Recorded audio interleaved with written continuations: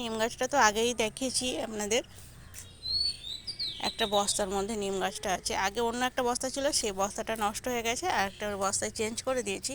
তো দেখুন ছোট গাছে কত নিম ফল হয়েছে, নিম পাতাও প্রচুর হয়েছিল, ফুলও হয়েছিল অনেক।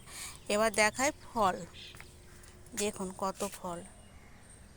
আর এই ফলগুলো কিন্তু মিষ্টি হয়, নিম পাতা নিমের গাছ যেমন তেতো, ফলগুলো কিন্তু মিষ্টি হয়। এই যে স্তরটা, উপরের স্তরটা কিন্তু খাওয়া যায় যেমন অন্যান্য ফলের মতোই, এটা কিন্তু মিষ্টি হয়, আমরা ছোটোবেলায় অনেক খেয়েছি।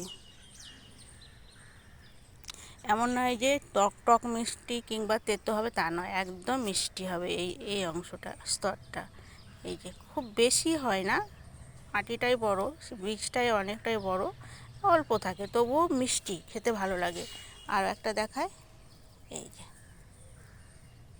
আর এই বীজটা কিন্তু বাজারে বিক্রি হয়, এই বীজ থেকে মনে হয় তেল হয়।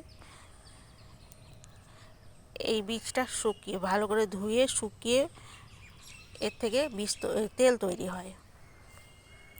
এই দিক থেকে দেখায়, এই যে অনেক ফুল আমি ঝরিয়ে দিয়েছিলাম, কারণ ফুল থাকলে গাছের গ্রোথটা কম হয়, সেই জন্য ফুলটা ঝরিয়ে দিয়েছিলাম আর কয়েকটা রেখেছিলাম, কারণ আমার এ কটা বীজে তো কিছু হবে না, অনেক বীজ হলে তবেই না তেল তৈরি হবে।